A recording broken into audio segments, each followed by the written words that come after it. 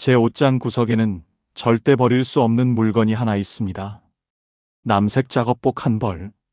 그 작업복 주머니 한쪽에는 아직도 작은 부적이 들어 있습니다.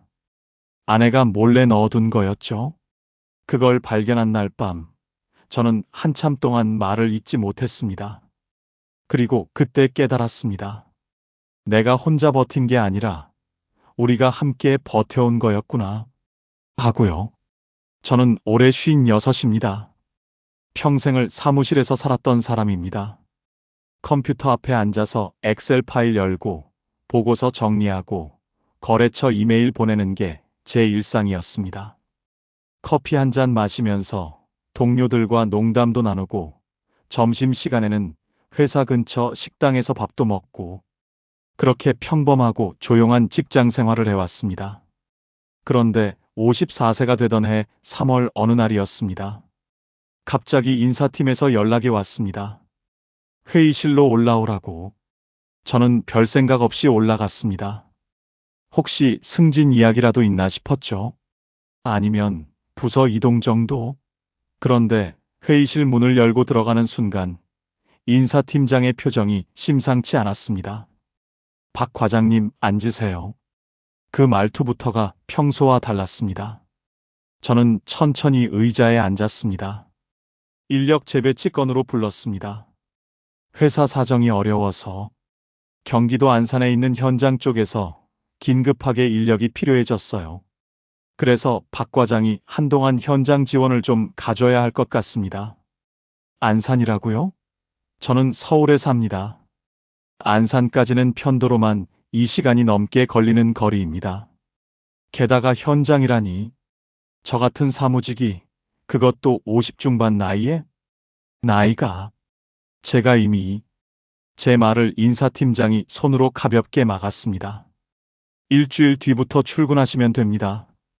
그 사이에 준비하시고 길어봐야 몇 개월입니다.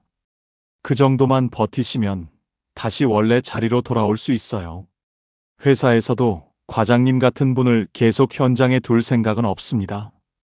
일주일, 고작 일주일의 준비 기간. 그게 제게 주어진 전부였습니다. 그날 저녁 집에 돌아와서 아내에게 말했습니다. 아내는 깜짝 놀라서 물었습니다. 안산이면 새벽에 몇 시에 일어나야 해? 아마 4시 반이나 5시쯤? 아내의 얼굴이 굳었습니다. 하지만 금방 표정을 바꾸며 제 손을 꼭 잡아주었습니다. 괜찮아. 당신이 결정한 거면 우리 함께 버티자. 그날 밤 식탁에서 대학생인 딸아이가 물었습니다. 아빠, 현장이면 많이 힘들어요? 아니, 괜찮아. 아빠가 할 수 있어. 딸아이는 고개를 끄덕이면서도 걱정스러운 눈빛을 감추지 못했습니다. 그 아이는 다음 학기 등록금이 또 나가야 했고 어학연수도 준비하고 있었습니다. 제가 여기서 흔들리면 안 됐습니다. 일주일이라는 시간은 생각보다 빨리 지나갔습니다. 그 사이 저는 작업복과 안전화를 샀고 새벽 기상을 위해 일찍 자는 연습을 했습니다. 아내는 제가 자는 줄 알고 새로 산 작업복 주머니에 뭔가를 넣고 있었습니다. 저는 못 본 척 했습니다. 나중에 알았지만 그게 바로 그 부적이었습니다. 드디어 현장 첫날, 알람이 새벽 4시 30분에 울렸습니다. 아내가 이미 일어나서 아침을 준비하고 있었습니다. 밥 한 공기, 국, 반찬. 그런데 이상하게 식욕이 없었습니다. 조금이라도 먹어야 해. 힘들 텐데. 억지로 몇 숟가락 떠먹고 집을 나섰습니다. 새벽 5시 10분 버스를 타고 지하철로 갈아타고 다시 버스를 타니 현장에 도착한 시간이 7시 20분이었습니다. 이 시간 10분이 걸렸습니다. 벌써 몸이 지쳤습니다. 현장에 도착하니 이미 많은 사람들이 와 있었습니다. 다들 헬멧을 쓰고 안전화를 신고 장갑을 끼고 있었습니다. 저보다 나이가 많아 보이는 분들도 많았습니다. 60에 가까워 보이는 분들이 기계를 돌리고 무거운 부품을 나르고 계셨습니다. 그 모습을 보는 순간 갑자기 54세라는 제 나이가 너무 무겁게 느껴졌습니다. 첫날 제가 맡은 일은 부품 정리와 운반이었습니다. 사무실에서는 클릭 몇 번이면 끝나던 재고, 정리 작업이 여기서는 직접 손으로 해야 했습니다. 무거운 철제 부품을 들고 작업장 이곳저곳으로 옮기고 크기별로 분류하고, 손에는 금방 기름이 묻었고 손톱 사이로 때가 끼었습니다. 오전 작업이 끝나고 첫 번째 쉬는 시간이 왔습니다. 겨우 10분. 그 짧은 시간에 화장실도 가고 물도 마셔야 했습니다. 한 선배님이 다가와 말을 걸었습니다. 사무직 출신이시죠? 많이 힘드시죠? 아, 네. 조금요. 처음에 다들 그래요. 그런데 여긴 적응이 안 되면 정말 힘들어요.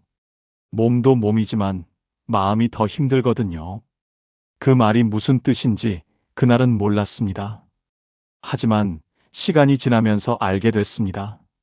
점심시간이 되자 다들 도시락을 꺼내 먹었습니다. 저도 아내가 싸준 도시락을 열었습니다. 김치와 계란말이, 그리고 작은 쪽지가 들어 있었습니다.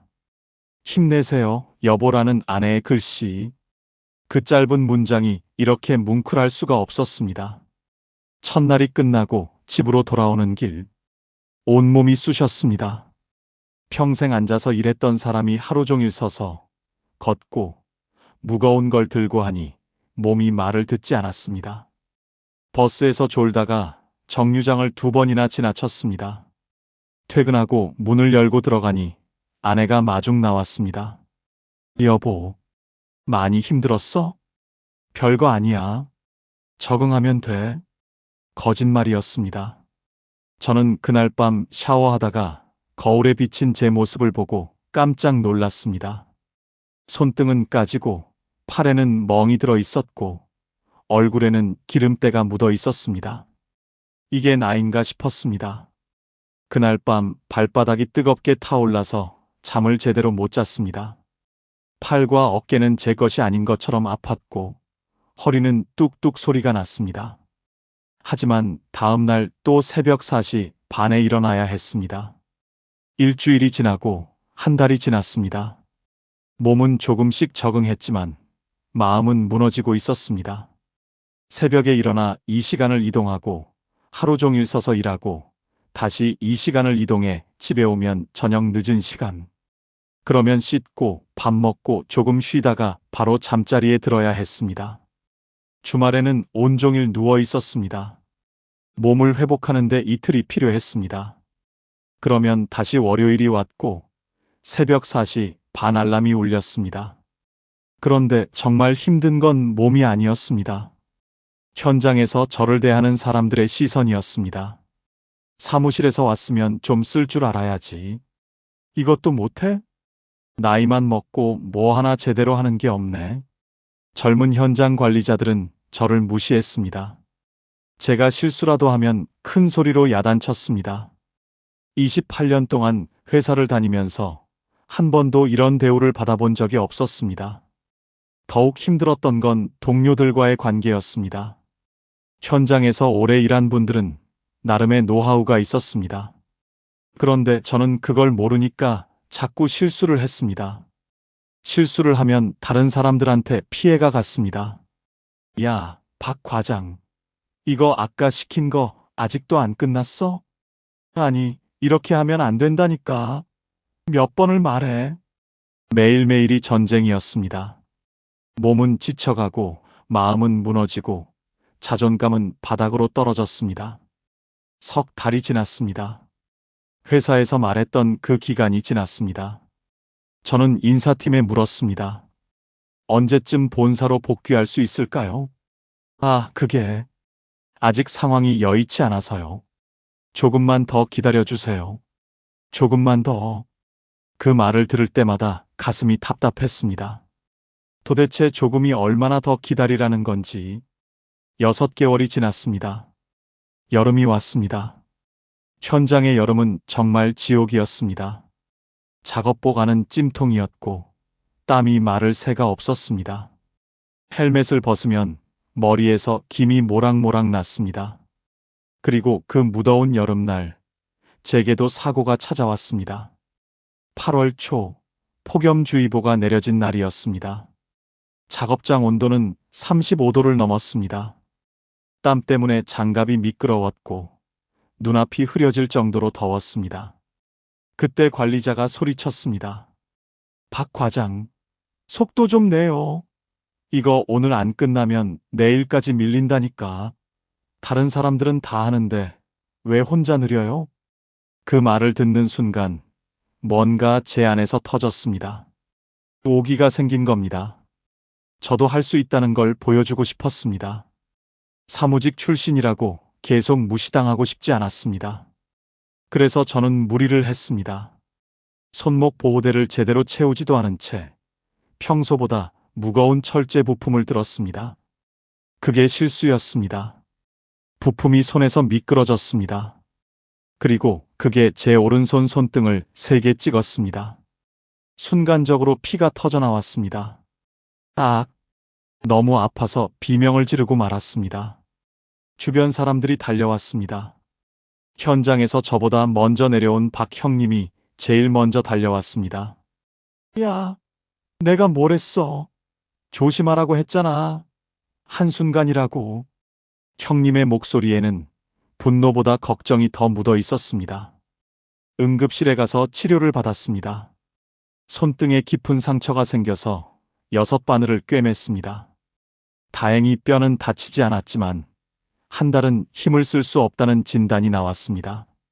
그런데 회사의 반응은 차갑기만 했습니다. 치료는 산재로 처리해 드릴게요. 근데 업무는 그대로 진행해야 합니다. 손 다쳤다고 쉴 수는 없어요. 가벼운 일 배정해 드릴 테니까 계속 나오세요. 저는 그 말을 듣고 얼어붙었습니다. 제가 다친 건 중요하지 않았습니다. 오직 생산만이 중요했습니다. 집에 돌아와서 아내에게 말했습니다.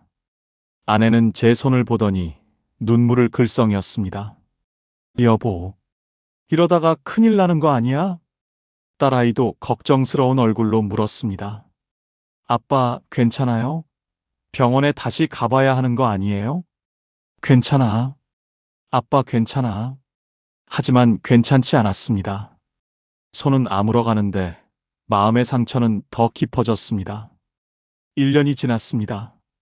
처음 현장에 갔을 때보다 10kg이 빠졌습니다.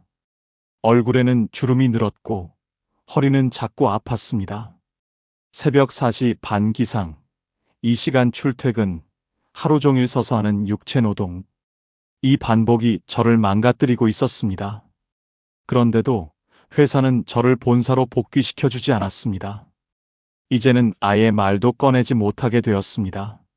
물어보면 인력이 부족해서라는 대답만 돌아왔습니다. 1년 반이 지났을 때 딸아이 등록금 고지서가 왔습니다. 그리고 어학연수 비용도 필요했습니다. 아이는 조심스럽게 물었습니다. 아빠, 제가 휴학할까요? 아르바이트해서. 무슨 소리야? 너는 공부만 해. 아빠가 다 해결한다. 하지만 속으로는 막막했습니다. 현장 수당을 받긴 하지만 이 시간 출퇴근에 드는 교통비며 매일 사야 하는 간단한 점심, 그리고 몸이 아파서 병원에 가는 비용까지 생각하면 실제로 손에 쥐는 돈은 많지 않았습니다. 그래도 버텼습니다. 왜냐하면 제가 무너지면 우리 가족 전체가 무너지는 거니까요. 2년이 다 되어갈 무렵이었습니다. 어느 날 현장 관리자가 저를 따로 불렀습니다. 박 과장, 솔직히 말씀드릴게요. 현장에서 자꾸 사고 나시면 저희도 부담이에요. 보고서 쓰고 안전교육 다시 하고 번거롭거든요. 게다가 나이도 있으신데 본인도 힘들잖아요. 알아서 선택하시는 게 좋지 않을까요? 알아서 선택하라. 그 말의 의미를 저는 알았습니다. 조용히 사표를 쓰고 나가라는 말이었습니다. 저는 그날 밤 잠을 한숨도 못 잤습니다. 정말 사표를 써야 할까요?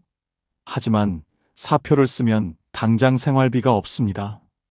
딸아이 등록금은 어떻게 하고, 그렇다고 여기서 계속 버티면 언젠가는 정말 큰 사고가 날 것 같았습니다. 다음 날 현장에서 또 한 번 크게 다칠 뻔했습니다. 무거운 철판을 옮기다가 균형을 잃어 넘어졌습니다. 다행히 옆에 있던 동료가 철판을 잡아줘서 큰 사고는 면했지만 제 무릎과 팔꿈치에 큰 상처가 났습니다. 그날 저녁 집에 돌아왔을 때 아내가 제 상처를 보고 울음을 터뜨렸습니다. 여보, 제발. 이제 그만하자. 당신 죽는 꼴 보기 싫어. 돈은 우리가 어떻게든 벌면 돼. 하지만 당신 몸은 하나밖에 없잖아. 딸아이도 울면서 말했습니다. 아빠, 저 휴학할게요. 제가 돈 벌게요. 제발 현장 그만두세요.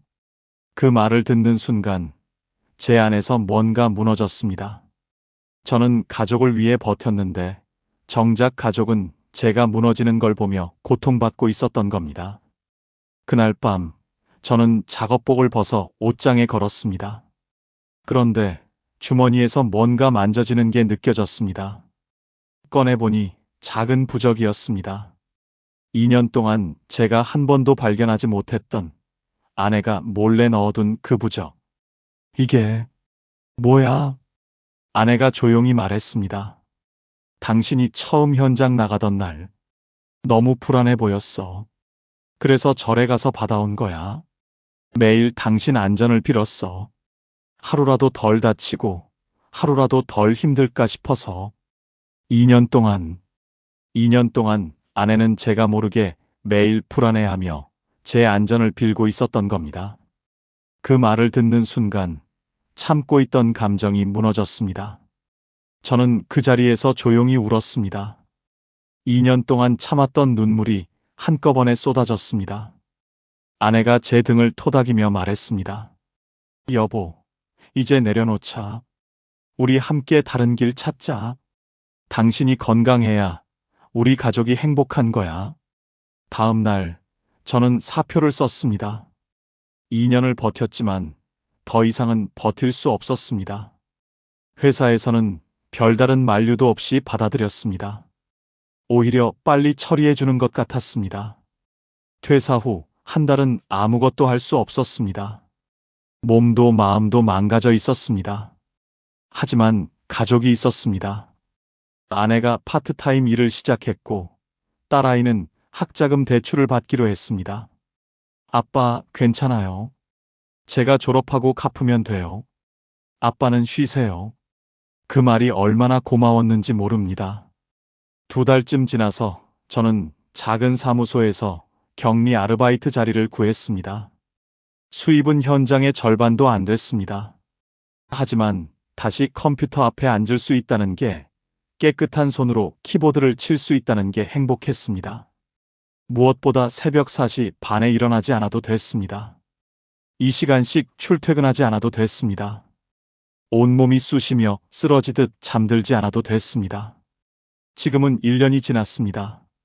몸은 많이 회복됐습니다. 체중도 다시 늘었고 얼굴에도 생기가 돌아왔습니다. 무엇보다 웃을 수 있게 됐습니다. 딸아이는 무사히 3학년이 됐습니다. 학자금 대출을 받았지만 열심히 공부하고 있습니다. 가끔 미안해하는 저에게 딸아이가 말합니다. 아빠, 제가 좋은 직장 구해서 효도할게요. 그러니까 아빠는 건강만 챙기세요. 지금도 제 옷장 구석에는 그 낡은 작업복이 걸려 있습니다. 주머니에는 아직도 그 부적이 들어 있습니다. 누가 보면 그냥 버려야 할 헌옷이라고 할지 모릅니다. 하지만 저에게 그 작업복은 단순한 옷이 아닙니다. 그건 2년 동안의 기록입니다. 새벽 4시 반의 기상, 이 시간에 출퇴근, 온몸이 아프던 밤들, 무시당하고 다치고 무너졌던 날들. 하지만 동시에 가족을 위해 버텼던 날들이기도 합니다. 저는 그 작업복을 절대 버리지 않을 겁니다. 왜냐하면 제가 다시 쓰러지지 않기 위해, 그리고 제가 무엇을 위해 살아야 하는지 잊지 않기 위해 그 시간들을 기억해야 하니까요. 2년이라는 시간, 어떤 사람에게는 짧을 수도 있습니다. 하지만 저에게 그 2년은 인생의 가장 긴 터널이었습니다. 54세에 시작해서 56세에 끝난 그 시간들, 그 터널을 지나며 저는 많은 것을 잃었습니다. 건강도, 자존감도, 안정적인 직장도. 하지만 동시에 많은 것을 얻었습니다. 가족의 소중함을, 건강의 소중함을, 그리고 때로는 내려놓는 것도 용기라는 걸 배웠습니다. 혹시 지금 이 이야기를 듣고 계신 분들 중에 힘든 현장에서 버티고 계신 분들이 계실지도 모르겠습니다. 혹은 갑자기 낯선 환경으로 밀려나 고생하고 계신 분들도 계실 겁니다. 먼 거리를 출퇴근하며 온몸이 쑤시는 분들도 계실 테고요. 때로는 내려놓는 것도 용기입니다. 여러분의 몸과 마음이 먼저입니다. 가족을 위해 버티는 것도 중요하지만 여러분이 건강해야 가족도 행복합니다. 제 아내가 해준 말이 맞았습니다. 돈은 어떻게든 벌 수 있지만 몸은 하나밖에 없다고. 특히 저처럼 나이 드신 분들, 우리 세대는 참는 게 미덕이라고 배웠습니다. 힘들어도 내색하지 않고 아파도 참고 그렇게 버티는 게 가장의 도리라고 생각했습니다. 하지만 이제는 달라져야 합니다. 우리도 힘들면 힘들다고 말할 수 있어야 합니다. 저는 지금 비록 수입은 줄었지만 행복합니다. 매일 아침 9시에 출근해서 저녁 6시에 퇴근합니다. 주말에는 가족과 함께 시간을 보냅니다. 오랜만에 딸아이와 영화도 보러 갔습니다. 아내와 손잡고 동네 산책도 합니다. 이런 평범한 일상이 얼마나 소중한지 2년 동안의 현장 생활을 겪고 나서야 알았습니다. 새벽에 일어나지 않아도 되는 것, 온몸이 아프지 않은 것, 가족과 저녁을 함께 먹을 수 있는 것. 이 모든 게 기적 같은 행복입니다. 가끔 옷장을 열 때마다 그 작업복이 보입니다. 그럴 때마다 생각합니다. 나는 잘 버텼고 또 잘 내려놓았다고. 그 인연이 없었다면 지금의 이 평범한 행복이 얼마나 소중한지 몰랐을 거라고. 저는 54세에 현장으로 내려갔고 56세에 나왔습니다. 2년이라는 시간 동안 제 몸은 10년은 늙은 것 같았습니다. 하지만 그 경험이 저를 더 단단하게 만들었습니다. 그리고 무엇이 진짜 중요한지 알게 해줬습니다. 지금 이 이야기를 듣고 계신 모든 분들, 여러분은 정말 수고가 많으십니다. 각자의 자리에서 최선을 다하며 살고 계십니다. 그 최선이 때로는 버티는 것이고, 때로는 내려놓는 것일 수 있습니다. 어떤 선택이든 자책하지 마세요. 여러분은 이미 충분히 잘하고 계십니다. 저도 가끔 제 선택이 옳았을까 고민합니다. 좀 더 버텼다면 어땠을까? 더 일찍 나왔다면 어땠을까? 하지만 이제는 그런 생각을 하지 않습니다. 과거는 바뀔 수 없으니까요. 중요한 건 지금 그리고 앞으로입니다. 제 옷장에 걸린 작업복은 이제 추억이 됐습니다. 아픈 추억이지만 동시에 제가 얼마나 강한 사람인지 증명해주는 추억입니다. 그리고 제 주머니 속 부적은 혼자가 아니라 함께 버텼다는 증거입니다. 오늘 제 이야기가 여러분께 작은 위로가 되었으면 좋겠습니다. 힘들 때 이 이야기를 떠올리며 나만 이런 게 아니구나, 다른 사람도 이렇게 버텨냈구나 하는 위안을 얻으셨으면 합니다. 그리고 무엇보다 여러분 자신을 사랑하세요. 여러분의 건강을 챙기세요. 가족을 위해 버티는 것도 중요하지만 여러분 자신도 소중합니다. 여러분이 행복해야 가족도 행복합니다. 그리고 이 영상이 도움이 되셨다면 좋아요 버튼 눌러주시고 구독도 부탁드립니다. 여러분의 관심이 이 채널을 이어가는 힘이 되고 더 많은 분들께 위로를 전할 수 있게 합니다. 오늘도 하루 수고 많으셨습니다. 그렇게 우리 함께 버텨나가면 좋겠습니다. 여러분 모두 건강하시고 행복하시길 바랍니다. 감사합니다.